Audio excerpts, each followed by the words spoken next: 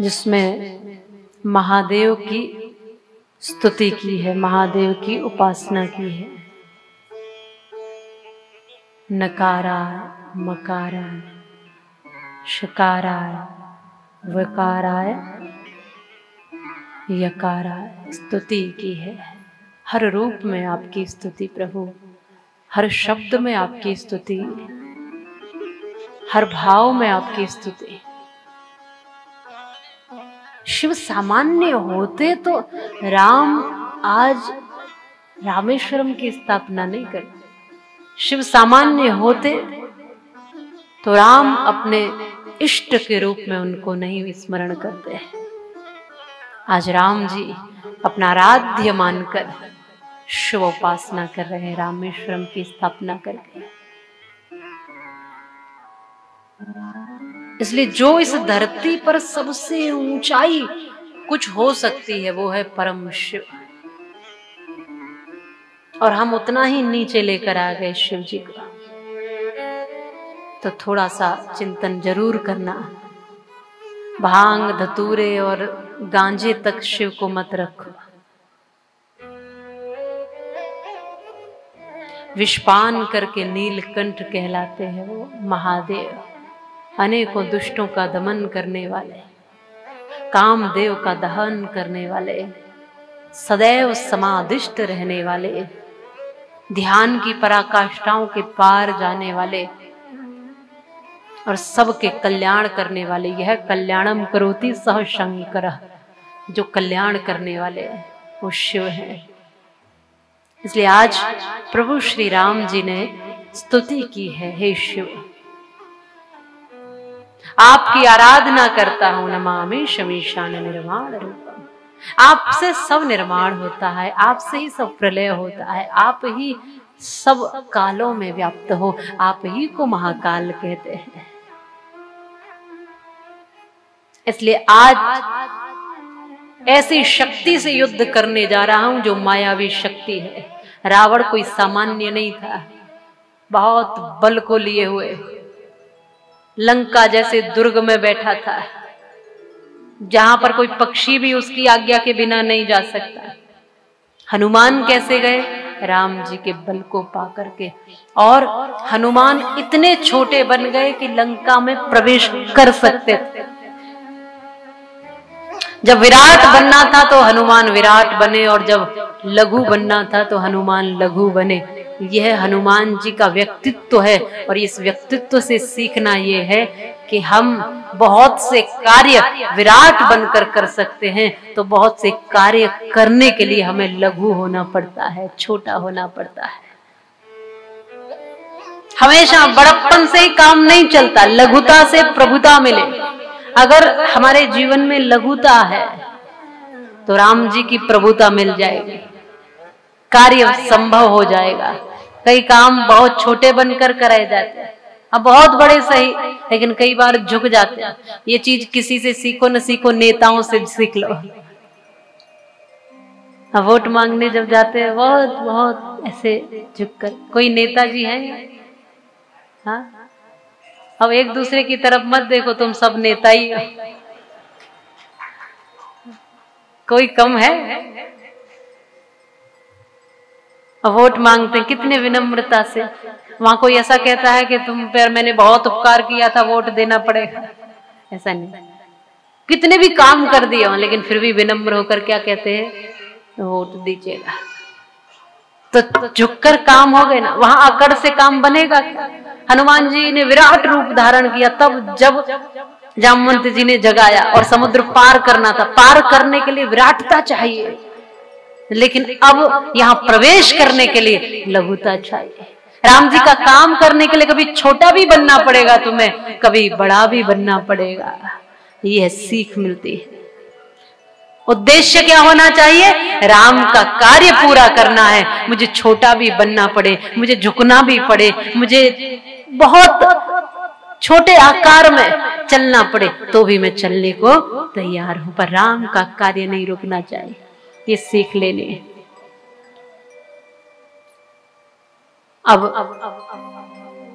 पता भी है कि समुद्र पार करना कार्य भी प्रारंभ हो गया।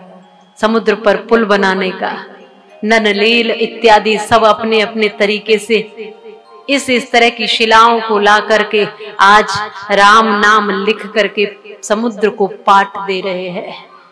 राम नाम लिखते हैं और फिर जल में छोड़ देते हैं, फिर उसका बंधन करके किस विधि विधान से उन्होंने पुल बनाया होगा वो तो वही जाने, लेकिन राम जी के नाम से कार्य हुआ ये जरूर हम कह सकते हैं। सब कार्य कर रहे हैं राम जी का, वानर सब लगे हैं, कोई पाषाण उठा रहा है, कोई कहीं कहीं उस पर राम नाम लिख रहा है, कोई पत्थर लेकर छोड़ने जा रहा है, कोई कुछ कोई कुछ कोई कुछ कोई कुछ। और इसमें एक छोटी सी गिलहरी ने देखा सांप लगे हैं, मैं भी तो इसी वन में रहती हूँ, मैं भी तो राम जी का थोड़ा सा काम कर दूं। अब मैं पत्थर नहीं उठा सकती, मैं पुल नहीं बना सकती, मैं राम नाम नहीं लिख सकती, तो मैं क्या करूं? अब बार बार जल में जाए, गीली होकर आए और उस बालू में अपने शरीर को लपेटे और बालू को जाके उस पत्थर के ऊपर छिड़क दे। पत्थर को रोकने का काम भी तो करना है, पत्थर रुकेंगे कैसे? तो ये तो अपनी तरीके से लगा रहे हैं, लेकिन मुझे कोई तरीका नहीं आता, पर थोड़ा 4-6 बालू के कण मेरे द्वारा भी पहुंच जाए वहां, तो मैं भी कह सकती हूँ राम जी के सेतु निर्माण में मेरा भी हाथ था। ऐसे ही राम जी का जब कोई भी काम हो तो चाहे गिलहरी की भूमिका निभा लेना, पर निभाना जरूर, करना जरूर। राम जी ने देखा इतनी तन्मयता से अगर ये सब लग रहे हैं तो काम अधूरा नहीं रहेगा। उस गिलहरी को अपनी गोद में लिया, बड़े प्यार से स्नेह से इसको दुलार दिया। इतनी छोटी सी गिलहरी भी लगी है राम जी के काम में। कहने के लिए एक उदाहरण है कि छोटे से छोटी शक्ति भी तुम्हारे पास है तो भी भगवान के काम में लगो। छोटी शक्ति है तो छोटे तरीके से लग जाओ, बड़ी शक्ति है तो बड़े तरीके से लग जाओ, पर जो तुम्हारे पास सामर्थ्य और संभावना है उसी से भगवान का काम करिए। अब राम जी ने देखा कि सब लग रहे हैं, बड़े चाव से लग रहे हैं, बड़े प्रेम से लग रहे हैं। जब इतना कार्य सारे वानर करते हैं, दिन दिन भर रात रात भर, जब तक बिल्कुल संभावना है तब तक लगे ही लगे हैं, तो राम जी ने कहा थोड़ा मैं भी सहयोग कर दूं। मेरा नाम लिख लिख करके ये पत्थर तैराए जा रहे हैं तो मैं भी थोड़ा सहयोग कर दूं। हो सकता है मेरे हाथ से भी पत्थर तैर जाए। जब नल नील आदि ये पत्थर तैरा रहे हैं तो मेरे हाथ से भी तैर सकता है। तो समुद्र के किनारे गए, लेकिन थोड़ी दूर गए, और जब दूर गए तो वहां जाकर के एक पत्थर उठाया और राम जी ने अपने हाथ से जल में छोड़ा तो पत्थर डूब गया। ये आश्चर्य से देखते रहे प्रभु कि ये क्या हो गया, मेरा नाम लिख करके ये पत्थर तैरा रहे हैं, लेकिन मैं छोड़ता हूं तैराने के लिए तो तैरते नहीं, पत्थर डूब जाते हैं। भगवान ने जल्दी से देखा कोई देख तो नहीं रहा, तो पीछे तो हनुमान जी खड़े। राम जी कहते कुछ देखा हनुमान? हनुमान जी कहते नहीं प्रभु, मेरी दृष्टि उतनी कहां। पर हनुमान ये बताओ, ये पत्थर मेरे हाथ से क्यों नहीं तैरते? सब लोग तैरा रहे हैं राम नाम लिखकर, मेरा ही नाम लिखे है ना, और तैराए जा रहे हो, पर मैं तैराना चाह रहा हूं तो क्यों नहीं तैरता? हनुमान जी जैसा सेवक और बुद्धिमान और सटीक सही समय पर, किस समय पर क्या शब्द बोलने हैं, क्या कहना है, ये भाव रखने वाले। आज हनुमान जी कहते प्रभु आपके नाम से पत्थर तैर सकते हैं, ये तो बात सत्य है, लेकिन जिस पत्थर को या जिस व्यक्ति को या जिसको भी आपने छोड़ दिया हो उसको डूबना ही डूबना है, वो तैरेगा नहीं। वो कहां से तैरेगा प्रभु?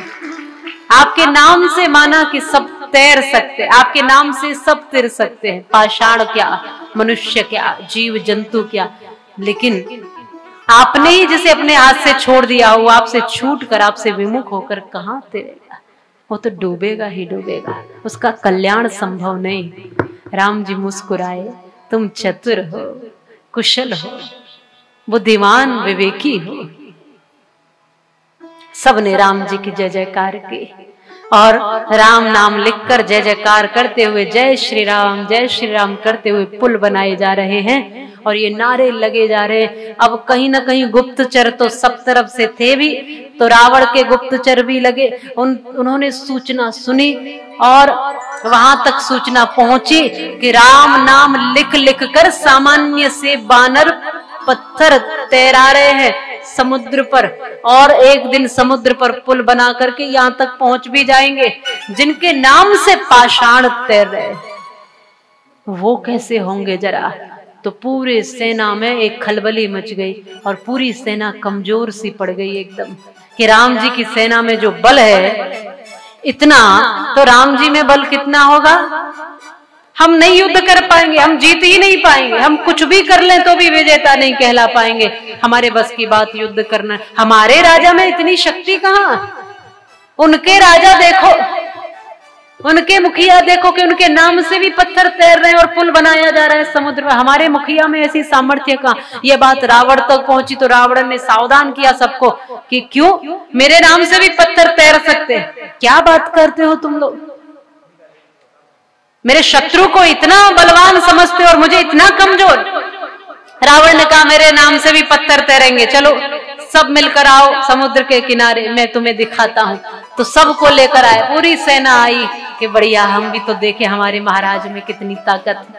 तो रावण ने कहा कि देखो पत्थर उठा रहा हूं। पत्थर उठाया, उस पर अपना नाम लिखा रावण, और रावण नाम लिख करके फिर जल में छोड़ा और कहा देख लेना ध्यान से, मेरे नाम से भी पत्थर तैरे। क्या लिखा है इस पे, बोले रावण। तो पत्थर लिया और पत्थर को जल में छोड़ दिया, और जैसे ही जल में छोड़ा वह पत्थर तैर गया एकदम। पत्थर जब तैरता हुआ दिखा तो सबने फिर यहाँ रावण की जय जयकार करना शुरू कर दिया। हमारे लंकेश क्या कम है किसी से। अगर राम नाम से पत्थर तैर रहे हैं तो रावण के नाम से भी तैर रहे हैं, बात तो बराबर है। इसलिए बल की कमी नहीं है। और खूब अपने राजा की जय जयकार करते हुए और हिम्मत भर के कि हम युद्ध करने को तैयार हैं, सक्षम है, चले गए सब लोग। अब ये पहुंचे महल में तो मंदोदरी ने पूछा पति देव ये बात कुछ समझ में नहीं आ रही है, ये तो बात उल्टी हो गई। राम नाम से पत्थर तैर सकते ये मुझे भरोसा, पर आपके नाम में इतना बल कहां कि पत्थर तैर जाए। क्या बात है। बोले तुम सुन नहीं रही हो, जय जयकार हो रही है। बोले जय जयकार तो सुन रही हूं, पर इसके पीछे का रहस्य क्या है वो बताओ। अब कोई भी व्यक्ति बाहर कितना भी झूठ बोल ले, लेकिन पत्नी के पास आकर बोलो झूठ तो बोलते हो लेकिन झूठ पकड़ा जाता है। झूठ तो पत्नी के पास, अच्छा जो बाहर झूठ बोलेगा वो घर में नहीं बोलेगा क्या। बोलो ऐसा हो सकता है कि बाहर हम झूठ का बोर्ड देख लेते हैं और भीतर बोर्ड लगा रखा है कि यहाँ झूठ नहीं चलेगा, ऐसा कुछ है क्या। झूठ घर में भी चलेगा, जब बाहर चलता है तो घर में भी चलेगा। बाहर बोलते हो तो घर में भी निश्चित बोलोगे ही बोलोगे, ये तो सत्य है। लेकिन घर में पत्नी पकड़ लेती है क्योंकि वो जानती है तुम्हें अच्छी तरह से। कोई बाहर खूब जय जयकार तुम्हारी कर रहे हो, लेकिन पत्नी के आगे तुम्हारी जय जयकार इसलिए नहीं होगी कि वो जानती है तुम्हारे गुण भी और तुम्हारे अवगुण भी। तो ये मंदोदरी भी जानती है कि मेरे पतिदेव में कितने गुण हैं और कितने अवगुण। तो पूछा कि प्रभु ऐसा तो नहीं, आप मेरे पति हैं, मैं आपकी सेवा करती हूँ, आपके प्रति समर्पित हूँ, लेकिन ये बात जानती हूँ कि आपके नाम से पत्थर नहीं तैर सकते। बात क्या है। तो कहा देख किसी को बोलना मत, ये बोल रहा हूँ ये भीतर की बात है कि मैंने दिखाने के लिए नाम लिखा था रावण, कि सब देख ले कि ये रावण है, लेकिन पत्थर को छोड़ते समय कहा था तुझे राम की सौगंध है जो डूब गया। तो पत्थर तो एक तरह से राम नाम से ही तैर रहे हैं, लेकिन दिखने में क्या आ रहा है। जैसे कि हम उदाहरण के लिए अपने ऊपर ले लो कि हम सब काम कर रहे हैं दुनिया में। जैसे मैं कथा कह, तो आपको लग रहा है कि कथा यहाँ से कौन कह रहा है, तो आप मेरा नाम ले दोगे कि कथा वो कह रहे हैं, लेकिन देखा जाए तो कथा स्वयं प्रभु श्री राम ही कह रहे हैं। वो दिखता नहीं है लेकिन काम सारे वो ही करता है। इस वाणी में ताकत कहाँ की कुछ बोल पाए। वाणी, वाक शक्ति, शब्द शक्ति, ये सब परमात्मा का ही स्वरूप है। श्रवण शक्ति ईश्वर का ही स्वरूप है। ये शक्ति जिसने दी है उस शक्ति का नाम राम है। और काम भी सब राम ही कर रहे हैं। पर दिखने में कैसा लग रहा है? आप कर रहे हैं, आप कर रहे हैं, हम कर रहे हैं। दिखने में सब ऐसा लग रहा है लेकिन कर कौन रहा है? राम। बस वैसा ही कुछ हुआ इनके। कर तो राम ही रहे थे लेकिन इसने ऊपर से दिखाने के लिए ये बता दिया कि करने वाला रावण है। ये समझा दिया सबको। तो काम किससे? श्री राम जी के नाम से। अब इधर राम जी की जय जयकार करते हुए सब बानर पत्थर तैराते चले गए, पुल बनाते गए और समुद्र पर पुल बनकर तैयार हुआ। प्रभु श्री राम प्रसन्न हुए और सब मिलकर के आज लंका को विजय कर, लंका को पति को हराने के लिए, लंका को जीतने के लिए और उस रावण के मद को मर्दन करने के लिए प्रभु श्री राम, बजरंगबली, अंगद, जामवंत और सब वानर सेना चली है राम जी की जय जयकार करती हुई। आओ हम सब भाव से प्रयास करते हैं कुछ राम जी की सेना में सम्मिलित होने का। ठीक है, तो हम भी चलेंगे क्या? अरे चलते हैं राम जी की सेना में सम्मिलित होकर के। तैयारी के साथ आए हो कि नहीं आए हो? कुछ लेकर आए हो हाथ में? कोई न कोई आयुध तो होना चाहिए ना सर। लंकापति के सामने ऐसे ही खड़े हो जाएंगे जी हम आपका दर्शन करने। वहां तो राम जी के साथ जा रहे हो तो हर एक छोटे से छोटा बानर भी योद्धा बन करके चलेगा श्री राम जी के साथ होकर।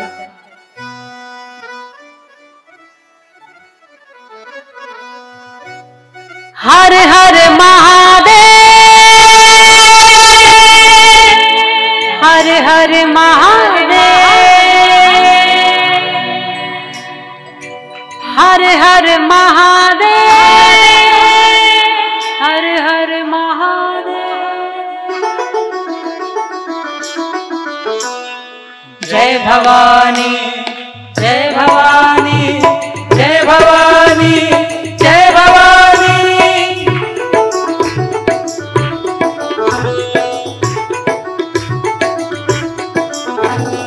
पापियों के नाश को, पापियों के नाश को, धर्म के प्रकाश को, धर्म के प्रकाश को, पापियों के नाश को, धर्म के प्रकाश।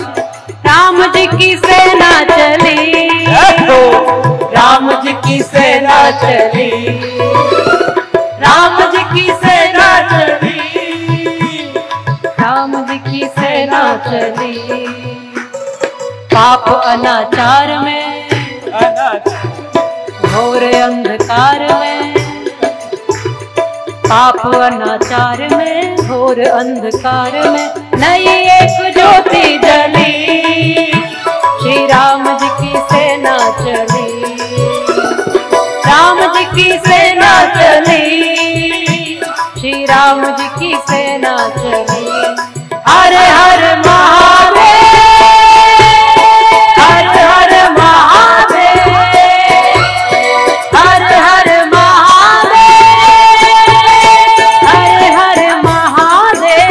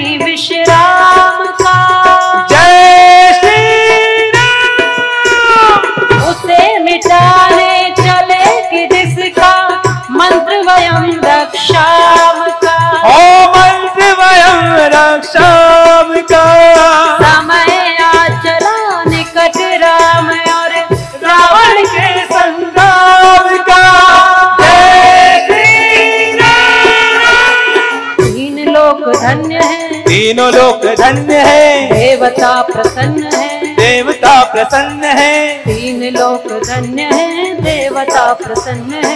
आज मनोकामना फली, राम जी की सेना चली, राम जी की सेना चली, राम जी की सेना चली। बोलिए राम जी की सेना चली, श्री राम जी की सेना चली, की सेना चली, और राम जी की सेना चली। हर हर महादेव, हर हर महादेव, हर हर महादेव, हर हर महादेव।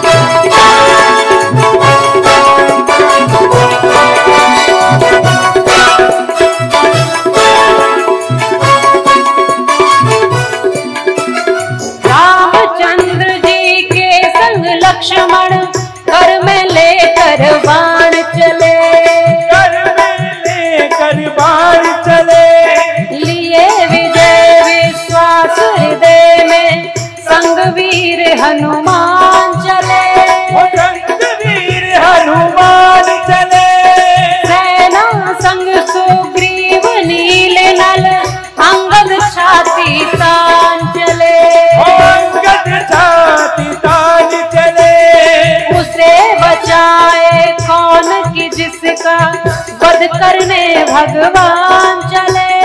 जय श्री राम। आगे रघुनाथ है, आगे रघुनाथ है, वीर साथ साथ है, वीर साथ साथ है, आगे रघुनाथ है, वीर साथ साथ, एक से एक बली, राम जी की सेना चली, राम जी की सेना चली, राम जी की सेना चली, हाँ राम जी की सेना चली, श्री राम जी की सेना चली, राम जी की सेना चली, श्री राम जी की सेना चली।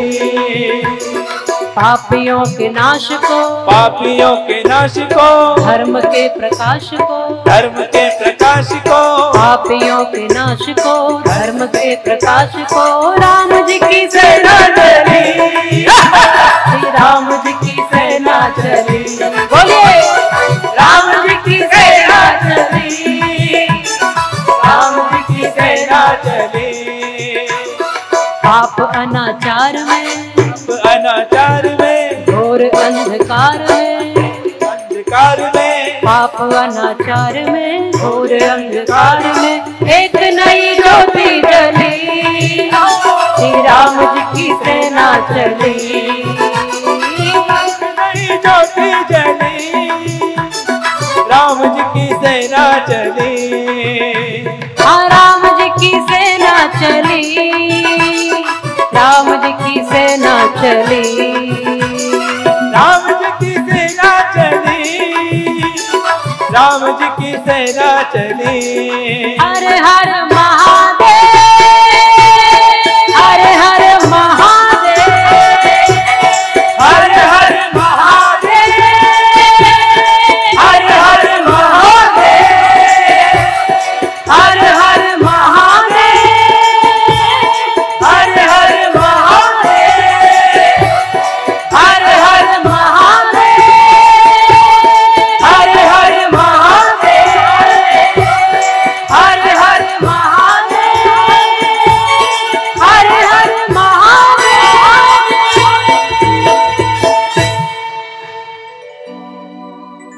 हर हर महादेव, हर हर महादेव कह करके और जय श्री राम के नारे लगाते हुए आज छोटे से छोटा बानर भी उछल उछल के भाग भाग करके आज लंका को जीतने का सपना लिए हुए है। भला इतना उत्साह जब हो।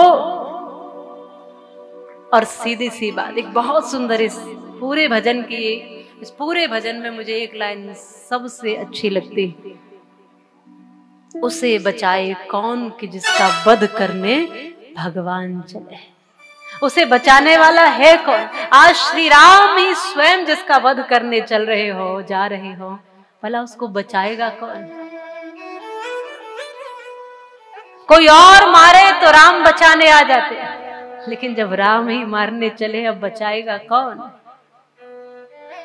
निश्चित निश्चरहीन करो मही, ये प्रण है श्री राम का। सब वानर जा रहे, राम काज कीजिए, मोह कहाँ विश्राम। दौड़ रहे, उत्साह की कमी नहीं, ना सोते हैं ना खाते हैं, राम काम में बस लगे जाते हैं, चले जाते हैं, बढ़े जाते हैं। लंका में पहुंचे, प्रवेश किया जय श्री राम करते हुए, आज लंका में पहुंच गए। ये सीख देती है राम कथा कि शत्रु तुम्हें मारने आए, इसके लिए नहीं बैठे रहोगे, उसके घर में घुसकर प्रहार करना सीखो। इसलिए अब भारत जाग रहा है, अब सर्जिकल स्ट्राइक करना सीख गया है। भारत जाग रहा है, कब तक पिटते रहोगे? गांधी जी के 3 बंदरों से हम कई बार सीख ले लेते। क्या सीख लेते? बुरा मत बोलो, बुरा मत बोलो। तुम भी 3 ही बंदर बैठे हो क्या बन के? थोड़ा बोलो तो, बुरा मत बोलो, बुरा मत सुनो, बुरा मत। और हम उनसे सीख ले लेते हैं। तो कहीं बुरा हो रहा है तो हम क्या करते? आंख बंद कर लो, बुरा मत देखो। आपने आंख बंद कर ली तो बुरा होना बंद हो जाएगा क्या? बोलो। किसी बेटे की इज्जत लुट रही हो, गांधी जी के 3 बंदरों की सीख है, बुरा मत देखो, आंखें बंद कर लो। आंख बंद करने से उस बेटी को न्याय मिल जाएगा क्या? उसकी रक्षा सुरक्षा हो जाएगी क्या? बुरा मत सुनो, गाय कट रही है, करुण पुकार रही है, हमने तो बुरा सुनना ही नहीं। कुछ भी कोई चीखता रहे, रोता रहे, हमने सुनना ही नहीं। बुरा मत बोलो। एक हद होती है किसी चीज की। श्री कृष्ण भी शिशुपाल की 100 गालियां तो क्षमा करते थे, इसके बाद फिर अपनी बारी भी आती है। तो मैं कहूंगी कि गांधी जी के 3 बंदरों से सीखने की अपेक्षा राम जी के 1 बानर से सीख लो, हनुमंत लाल से। हनुमंत लाल ऐसे देखते हैं कहां बुराई है, खोज खोज के मारते हैं, खोज खोज के। सुनते हैं कौन दुखी, देखते हैं कौन दुखी, और फिर जो दुखी मिलता है उसका संरक्षण करते हैं, और जो दुखी करता है पूंछ में लपेट लपेट के पछाड़ते हैं।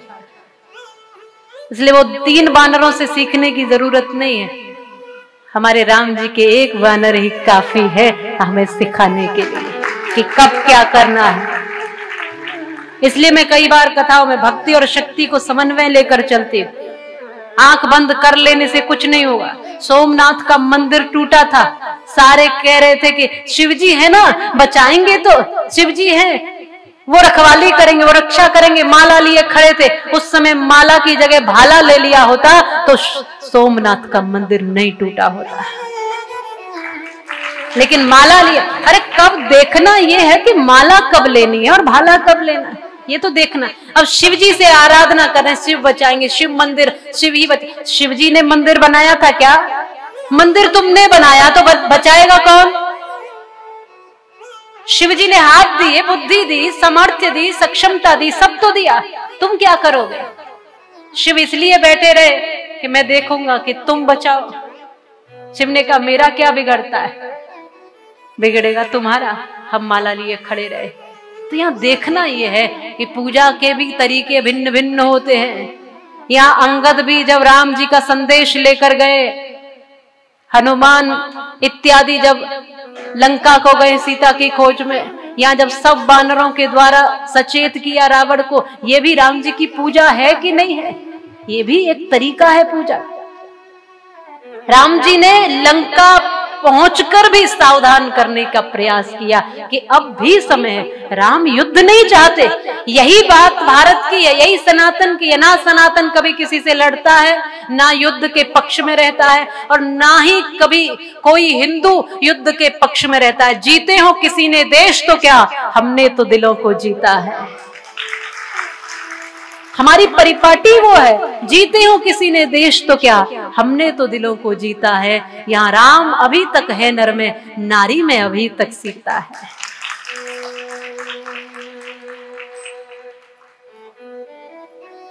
हमको बहुत कुछ आता हो ना आता, लेकिन हमें प्रेम की परिभाषा आती है, हमें रिश्ते निभाने की परिभाषा आती है। लेकिन यदि कोई आपके अस्तित्व को ही समाप्त करने के लिए चला आ रहा है, तब अपना अस्तित्व बचाओगे कि नहीं बचाओगे? राम जी ने भी शस्त्र उठाए, लेकिन शस्त्र उठाने से पहले शत्रु को सावधान किया कि शस्त्र उठाना मेरा अभियान नहीं है, मेरी जरूरत है, मेरे बचाव में है, मेरा अभियान नहीं है शस्त्र उठाना। इसलिए सचेत करता हूं कि अब भी अवसर है, अब भी मौका है, जानकी को आदर सहित लेकर आ जाओ, और नहीं तो युद्ध करने के बाद तुम्हारा सब समाप्त होगा। अंगद गए और अंगद ने बीच सभा में जाकर पैर गाड़ दिया। एक सामान्य सा बानर, देखो तो, पैर गाड़ दिया। कहा तुम राम जी की बात मान लो, राम जी ने संदेश भेजा है और जानकी को आदर सहित वापस कर दो। एकदम क्रोध में हो गया रावण। क्या बात करते, अपने बल का प्रदर्शन करने आए हो? अपनी ऊंची आवाज नीचे करके बात करो। एक भी मेरा कोई राक्षस खड़ा हो गया तो तुम मसल दिए जाओगे। अंगद जी ने पैर गाड़ दिया कि मेरे पैर को भी हिला के दिखा दो। मसलने की बात तो दूर, हिलाकर दिखाए। तुम्हारी भरी सभा में एक भी तुम्हारे बलवान योद्धा, सबने प्रयास किया, एक एक करके सब आए, अंगद का पैर हिला भी न पाए। ये क्या था? ये राम जी के ऊपर भरोसा था एक सामान्य व्यक्ति का। राम जी के बल पर हम कई बार बड़े बड़े संकल्प ले लेते हैं। पूरा कौन करेगा? आप करेंगे प्रभु, हम कुछ नहीं है, पूरा आप करेंगे प्रभु। रावण स्वयं उठकर आया कि अब तो कोई नहीं हिला पा रहा, ये तो बात ठीक नहीं, संदेश अच्छा नहीं जा रहा। तो अपनी शक्ति का प्रदर्शन करने के लिए रावण स्वयं आया, और रावण स्वयं आकर के अंगद के पैरों की तरफ झुका, और पैर उठाने के लिए जब नीचे झुका तो तुरंत पैर हटा करके अंगद जी ने कहा, मेरे पैर पकड़ने से कुछ नहीं होगा, अगर तुम सच में झुकना चाहते हो तो राम जी के सामने झुक जाओ। अगर तुम्हें अपनी भूल का एहसास है तो राम जी के चरण पकड़ लो, मेरे चरण क्यों पकड़ रहे हो?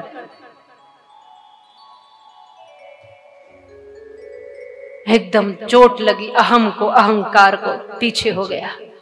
कहा एक संदेश लेकर आया हूं, प्रेम भरा संदेश, तुम्हारा कुछ नहीं बिगड़ेगा। जानकी जी को बिल्कुल आदर के साथ वापस करो। ये तो अहंकार में चूर है कि मेरे घर पर कब्जा करने आ गए, मेरी लंका में प्रवेश कर गए। इसके अहंकार को चोट पहुंची। रावण वैसे बहुत विद्वान, दानी, ऐसा कि तमाम कई बार शीश इसने काट कर चढ़ा दिए शिव जी। बलवान ऐसा कि कैलाश को भी हिला दिया है, सब कुछ है, लेकिन अहंकार व्यक्ति को समाप्त कर देता है। सब कुछ तुम्हारे पास हो पर अहम न हो तो तुम भी वहीं तक पहुंच जाओगे जहां राम तुम्हें पहुंचाना चाहते हैं, बनाना चाहते, तुम वो बन जाओगे। लेकिन सब कुछ होकर अहंकार यदि आ गया तो फिर सब समाप्त कर लोगे, बर्बाद कर लोगे, रावण की तरह। आज अंगद खाली लौटे, जाओ जाकर कह देना लंकेश के सामने भिड़े हो और वनवासी में सामर्थ्य ही क्या है जो मेरा सामना कर ले। श्री राम जी ने कहा कोई विकल्प नहीं है। इसलिए कहा भी है कि विफल शास्त्र के हो जाने शस्त्र उठाना पड़ता है, यानी शांति दूत को भी फिर युद्ध रचाना पड़ता है। और जब अधर्म हावी हो जाए और धर्म सहमा सहमा, तब तब वंशी त्याग कृष्ण को चक्र उठाना पड़ता है।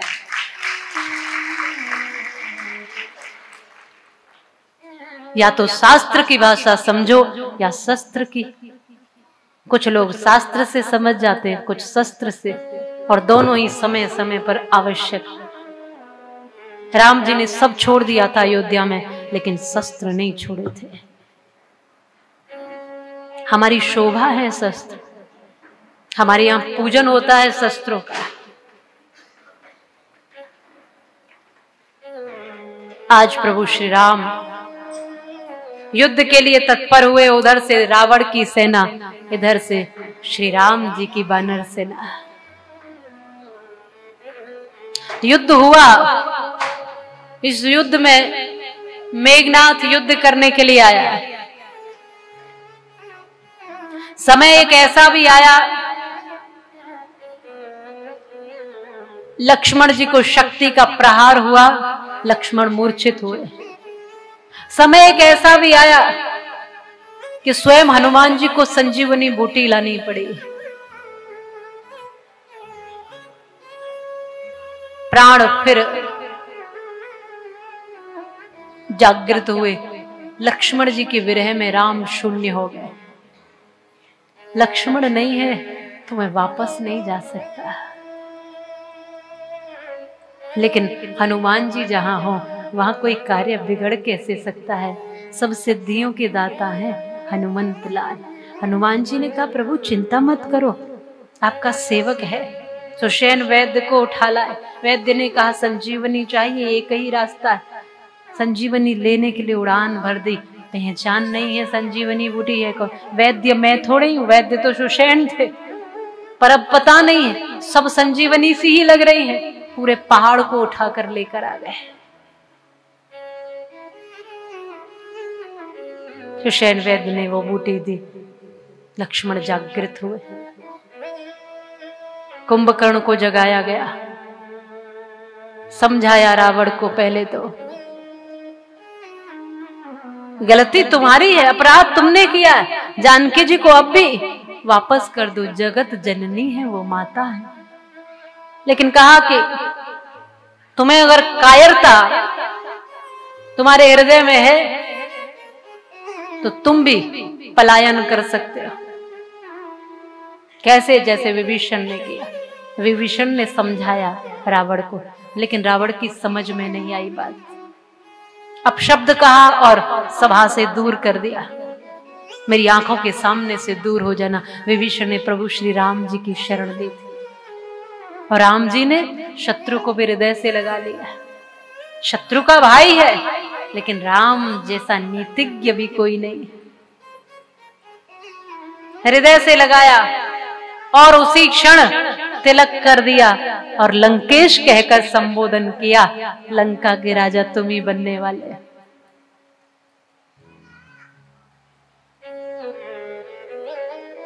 वो प्रसन्न है।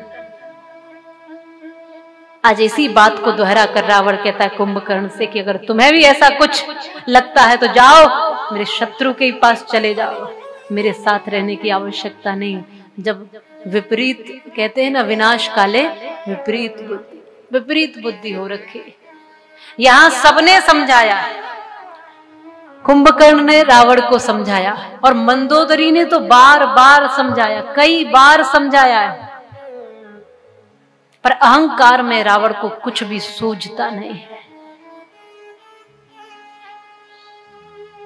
कुंभकर्ण को युद्ध करने के लिए जाना पड़ा मजबूरन, और ये कहकर गया कि मैं जानता हूं कि मेरी मृत्यु निश्चित है, और मैं ये भी जानता हूं कि आप सबकी भी मृत्यु निश्चित है, फिर भी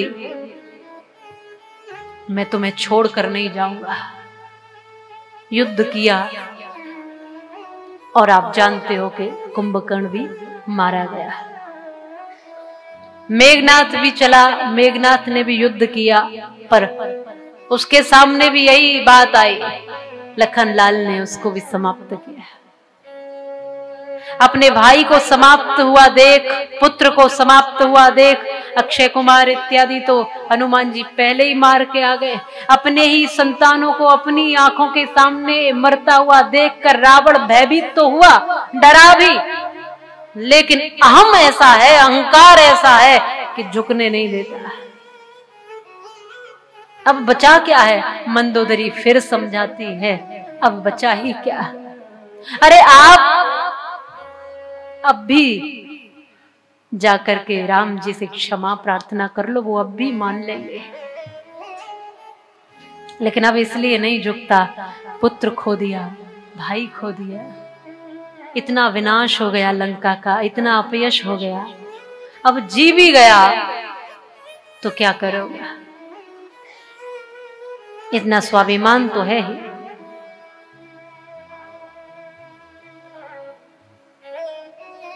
आज कई बार लोग अपने आप को कहते हैं कि हम राम हैं, राम। मैं कहती हूं कि राम छोड़ो, ठीक से रावण भी बन गए ना। एक तरह से तुम राम कहते हो अपने आप को और इस तरह का जीवन जीते हो। कम से कम तुमसे अच्छा तो वो रावण था, जानकी जी को अशोक वाटिका में रखा, लेकिन उनकी मर्जी के बिना उनको छुआ तक भी नहीं। इतना तो उसमें भी नियम था, जीवन में उसके उतनी तो मर्यादा उसने भी रखी। और आज अपने आप को राम कहकर भी तमाम स्त्रियों को ताकते रहते। ये कैसा रामत्व है? नजरों में वासना लिए घूमते, कैसा रामत्व है? चंदन टीका खूब लगाए, माला खूब जाप करेंगे, लेकिन विकार भी पूरे भरे। ये रामत्व नहीं। रामत्व को धारण करें, बाहर से थोड़ी तुम भगत बन जाओ। हाँ, क्रोध पूरा लोगे, अहंकार पूरा लेकर रखो। तिलक थोड़ा छोटा लगा लेना, कोई बात नहीं। और जो रामत्व को धारण जिसने कर लिया ना, वो बाकी ज्यादा चीजों में फंसता भी नहीं। आपने देखा होगा, जो ज्यादा दिखावा करते हैं वही ज्यादा तैयारी करते हैं बाहर से। जो सहज होगा वो तो बस होगा, जैसा है वैसा होगा ही। इसलिए विशेष ध्यान दिया करो राम जी को धारण करने पर, रामत्व से ओतप्रोत अपना जीवन बनाने पर। 4 माला ना पहनी तो भी काम चलेगा, एक ही माला में चल जाए, और कभी एक भी नहीं है तो भी राम खुश हो जाएंगे। लेकिन वो बात कहते हैं ना, मुंह में राम बगल में छुरी। छुरी रखनी है तो बगल में नहीं, सामने रखो। हाँ, सामने रखो ना, दिखा के रखो। बगल में क्या रखते हो जो छुपा के? वीर वो होता है जो सामने से वार करता है। राम जी के भगत हो ना, राम जी तो सामने खड़े होकर ललकारते। कमजोर स्थिति है आज श्री राम और रावण का युद्ध, ये स्थिति सामने आई है। और इस स्थिति को बाबा तुलसीदास जी ने भी वर्णित किया है। इस स्थिति को रामचरितमानस के साथ रामायण में भी वर्णित किया। आप देखिए कि स्थिति कैसी है। राम जी के पास ज्यादा साधन और सुविधा नहीं है। रावण युद्ध करने आया है तो ऊंचे रथ पर बैठा है, राम धरती में खड़े। आप जानते हो युद्ध जब होता है तो बराबर स्थिति होनी चाहिए।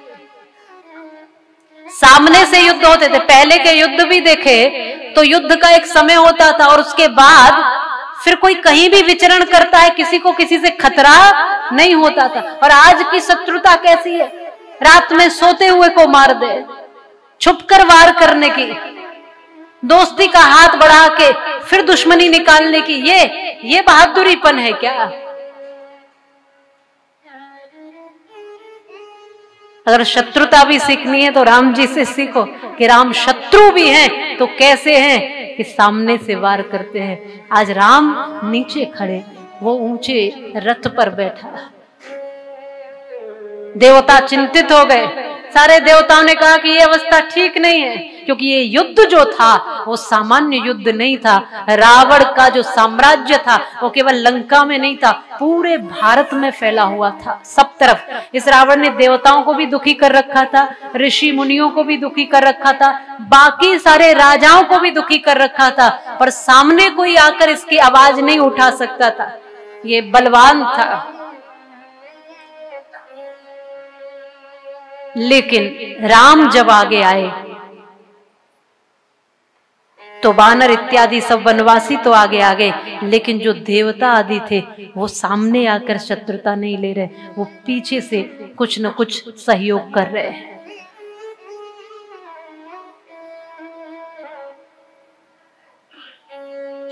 ऐसा हुआ, सब देवताओं ने आग्रह किया, प्रभु आप कैसे जीतोगे? ये युद्ध सामान्य नहीं, इस युद्ध पे सबकी नजरें टिकी। ये राम रावण युद्ध सामान्य नहीं है, कैसे युद्ध करेंगे? स्थिति विचित्र है। वो मायावी हैं, अनेक रूप धारण कर लेते हैं, अनेकों रंग बदल लेते हैं, उनके पास सर्व सामर्थ्य है, सुविधाएं हैं, साधन है। आपके पास प्रभु कुछ भी नहीं है।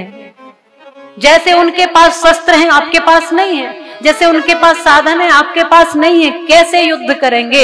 ये सबकी चिंता थी। पर वो श्री राम है। राम क्या कहते हैं, ये राम जी की बात सुनिए। राम जी कहते हैं, मेरे पास भी रथ है पर तुमको दिखाई नहीं देता। तुमको रावण का रथ दिखाई देता है पर मेरा रथ दिखाई नहीं देता। ये कहते कि हमको तो दिखाई नहीं देता। नाथ न रथ नहीं तन पद त्राणा, के ही विधि जितव वीर बलवाना। हमको तो दिखाई नहीं देता प्रभु। अरे बाकी सब छोड़ो, राम जी के पैरों में तो पादुका तक नहीं, नंगे पांव फकीर का सा भेष धारण किए, गिने चुने से शस्त्र इनके पास। उस अवस्था में ऐसे योद्धा के सामने खड़े हैं जिसको लंका पति कहा है और जिसने सारे देवता आदि को जीत रखा है, जिसका आतंक चारों ओर फैला हुआ है, जिसके भय से सब मौन है, उसके सामने राम भिड़ गए, एक वनवासी भिड़ गया, खड़ा है। सब देवता इस बात से चिंतित है। अब तक ठीक है, कुंभकर्ण, मेघनाथ इत्यादि ठीक है, लेकिन रावण को मारना उतना सहज नहीं। राम कहते मेरे पास रथ है, तुमको दिख नहीं रहा होगा। आश्चर्य से सब देवता पूछते हैं कहाँ है रथ और कैसा रथ है? तो राम आज अपना रथ बता रहे। बाबा तुलसीदास जी ने इतना सुंदर वर्णन किया। सौरज धीरज तेहि रथ चाका, सत्यशील दृढ़ ध्वजा पताका। सौरज धीरज तेहि रथ चाका, सत्यशील दृढ़ ध्वजा पताका। बल विवेक दम वरहित घोरे, क्षमा कृपा समता रज जोरे। बल विवेक परहित घोरे, क्षमा कृपा समता रज जोरे।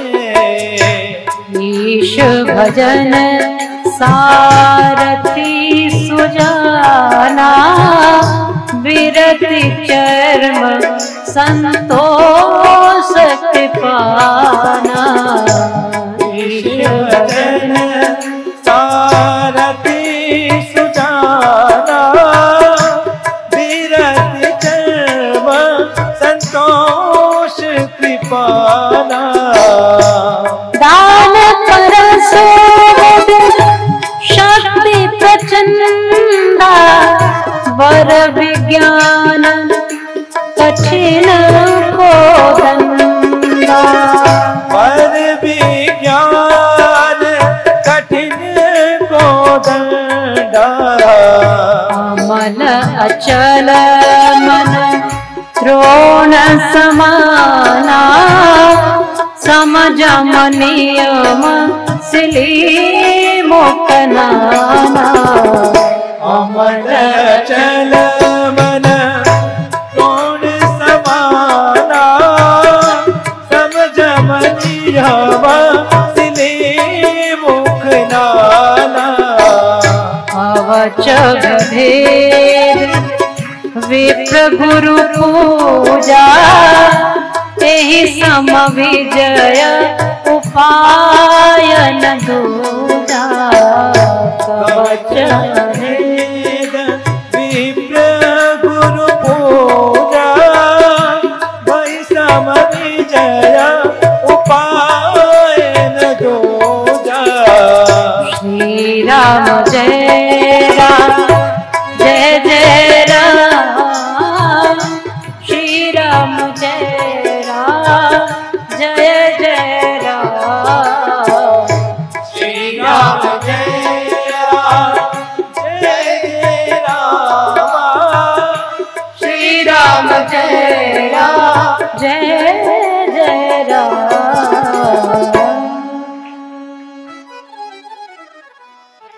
भगवान कहते हैं देवताओं, जो रथ मुझे दिख रहा है वो रथ तुम्हें नहीं दिख रहा है, और जो रथ मेरे पास है उससे मैं निश्चित विजय हो जाऊंगा। सब देवता कहते हैं कौन सा रथ है प्रभु आपके पास? आज बाबा तुलसीदास जी के माध्यम से श्री राम बताते हैं, सौरज धीरज तेहि रथ जा। मेरे पास रथ है, शौर्य और धैर्य नाम के उसमें पहिए लगे। मेरे पास रथ है, तुम्हें दिखाई नहीं दे रहा। युद्ध के लिए जो रथ आवश्यक है वो मेरे पास है, और उस रथ के पहिए शौर्य और धैर्य। श्री राम जी जितने शूरवीर है उतने धैर्यवान भी है। लोगों के पास कई बार बल होता है, शक्ति होती है, शौर्य होता है, जोश होता है, लेकिन होश नहीं होता है। लोगों के पास जोश है, ये कर देंगे, वैसा कर देंगे, ऐसा कर देंगे, लेकिन धैर्य नहीं होता, होश नहीं होता। इसलिए भगवान ने कहा कि मेरे पास लेकिन दो पहिए इस रथ के, शौर्य और धैर्य।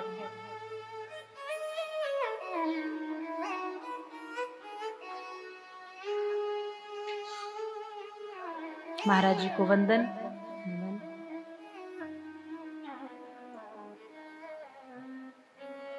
मेरा रथ देखोगे जिसमें शौर्य और धैर्य के पहिए लगे हैं, जिसमें सत्य और सदाचार के ध्वजा लगी हुई है, पताका फहरा रही है, जिसमें बल विवेक दम और परोपकार ये चार घोड़े लगे हैं मेरे रथ में, जिसमें क्षमा दमा वो दया और समता की रस्सियों से यह जुड़े हुए हैं। मेरा रथ कोई सामान्य रथ नहीं है देवताओं, ईश्वर भजन ही उसका सारथी है।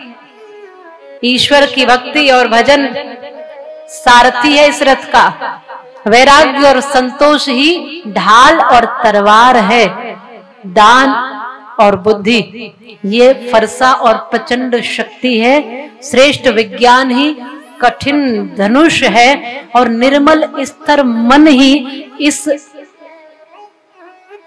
रथ पर सवार जो योद्धा है उसके तरकस के समान है। और सम जम नियम ऐसे इस तरकस में बाण है, अनेकों बाणों से सुशोभित है। और ब्राह्मणों की, गुरुओं की, श्रेष्ठों की पूजा ये कवच है मेरा। और ऐसे कवच की छत्र छाया में शौर्य के साथ, संकल्प के साथ जब इस रथ पर सवार होकर मैं खड़ा हूं तो मुझे निश्चित ये भरोसा है कि कोई मायावी, कोई छलावा, कोई माया, कोई बनावटीपन यहाँ इसके सामने टिकेगा नहीं। और मायापति के सामने माया टिक भी कैसे सकती है? तब प्रभु श्री राम जी ने यहाँ प्रयास किए हैं अनेकों बार युद्ध, बार बार इधर से बाण उधर से बाण, भयंकर युद्ध हुआ है। सब देवताओं के प्राण मानो या कंठ में अटके, सारे ऋषि मुनि सब भजन कर रहे हैं, प्रभु इस वन को सुखी करना, इस जीवन को सुखी करना, इस संसार को सुखी करना, राष्ट्र को सुखी करना, हम सबको सुखी करना प्रभु, निशाचरों से विहीन करना इस धरा को। सबकी प्रार्थनाएं एक ही है, राम जी को विजय करना, राम जी को विजय करना। रावण के साथ युद्ध शुरू है। अब भगवान श्री राम ने युद्ध किया है, बार बार कहते हैं उसकी प्राण शक्ति वापस आती है। तब विभीषण के कहने पर इसकी नाभि में अमृत है प्रभु, ऐसे नहीं मरेगा। तब 31 बाण छोड़े और फिर रावण को समाप्त किया और राम जी के हाथों रावण का मर्दन हुआ है। बोले रामचंद्र भगवान की जय हो। अनेकों बार जय जयकार की ध्वनि आने लगे। रावण जो अपने बल के सामने किसी को सामने जानता ही न था, वो भी धराशाही घायल और प्राण विहीन, रक्त की धाराएं उसके शरीर से बहती हुई आज इस तरह पड़ा है। समझने और सोचने के लिए यह बात सब लोगों के लिए काफी है कि कितना भी बल धारण कर लो, एक दिन निर्बल होना ही है। कितना भी धन प्राप्त कर लो, एक दिन निर्धन होना ही है। कितना भी ज्ञान अर्जित कर लो, एक दिन शून्य में मिलना ही है। कुछ भी पालो, एक दिन सब छूटना ही है। इसलिए जब तक जो है उनको साधन मात्र मान करके सदुपयोग करते जाइए, बस यही इसका लाभ है। कोई कितनी भी बुराई कितनी भी बड़ी हो, झूठ कितना भी बड़ा हो, अधर्म कितना भी बड़ा हो, सत्य जब खड़ा होता है तो धर्म उसके सामने नहीं टिके, अधर्म नहीं टिके। जब धर्म खड़ा हो, जब सत्य खड़ा होगा, असत्य को झुकना ही पड़ेगा। हो सकता है सत्य को दबाया चला जाए, हो सकता है धर्म को दबाया जाए, लेकिन दबाया जा सकता है पर समाप्त नहीं किया जाए। एक बार को कमजोर किया जा सकता है, धार्मिक व्यक्ति को एक बार को डराया धमकाया जा सकता है, लेकिन धर्म को हृदय में धारण करके जो व्यक्ति अपने लक्ष्य की ओर बढ़ता है, वो कभी हो सकता है गिर जाए, डर जाए, कमजोर पड़ जाए, लेकिन अंतःगत्वा विजय उसकी होती ही होती है। अंततः वो प्राप्त कर ही लेता है अपने लक्ष्य को। इस बीच में खूब कष्ट आए, झंझट आए, मुश्किलें आई, मार्ग में समुद्र आ गया, मार्ग में और बाधाएं भी आई, बहुत चुनौतियां भी आई, लेकिन अंततः प्रभु श्री राम विजेता बन ही गए और रावण सब कुछ साधन से युक्त होकर भी आज समाप्त हुआ है, कुल सहित समाप्त हो गया। मंदोदरी आदि ने विलाप किया, प्रभु ने सबको सांत्वना दी है। विभीषण को अभिषेक किया, राज्य दिया और राज्य तिलक करके कहा ये राज्य तुम्हारा। राम कभी किसी राज्य के लिए नहीं लड़े, राम लड़े तो धर्म के लिए लड़े, इसलिए आज हम सब राम जी की जय जयकार करते हैं। राम किसी धन के लिए नहीं लड़े, राम लड़े तो धर्म के लिए लड़े। जो व्यक्ति धर्म के लिए चलता है वह विजेता जरूर कहलाता है। एक दिन हो सकता है अपने स्वार्थ के लिए आप काम करो, वो पूरे हो न हो, लेकिन परमार्थिक संकल्प जरूर पूरे होते हैं। राम स्वयं उसको आकर पूरा करते हैं। आज ससम्मान माता जानकी को लाया गया और कहने के अनुसार अग्नि परीक्षा इत्यादि से भी मां को गुजरना पड़ा, पर आज जानकी जी को राम जी का साथ मिला। सबने राम और जानकी माता की जय बोली। बोलिए रामचंद्र भगवान की जय हो, जानकी मैया की जय हो। और फिर सब मिल करके वनवास की अवधि भी पूर्ण होती है और सब पहुंचे हैं कहा पुनः वापस होते होते जहां जहां प्रभु ने कहा था कि मैं लौटते समय आऊंगा, वहां वहां मिलते हुए संत ऋषि मुनियों के आश्रमों में पहुंचते हुए और फिर अपने भैया भरत का वो भाव याद करते हुए प्रभु 14 वर्ष पश्चात आ जाना, यदि एक दिन भी ऊपर गया तो ये भरत नहीं मिलेगा। इसलिए शीघ्र प्रभु गए हैं। विमान तो यहाँ उपलब्ध था ही, विमान में बैठ करके आज प्रभु श्री राम, माता जानकी और सब प्रभु के साथ में आज अयोध्या गए। हनुमंत लाल भी गए हैं, विभीषण इत्यादि सुग्रीव ये भी गए हैं, ये वापस लौट आए हैं, लेकिन हनुमान जी सदैव के लिए राम जी की शरणागति में रह गए हैं। वहां पहुंचे हैं तो राम जी आ गए हैं, इस खबर को सुनकर पूरी अयोध्या जगमगा गई है। पूरी अयोध्या में फिर प्रसन्नता और भरतलाल फिर आनंद की अवस्था में राज्य अभिषेक की तैयारी गुरुओं ने की और प्रभु श्री राम और माता जानकी का राज्य अभिषेक किया है।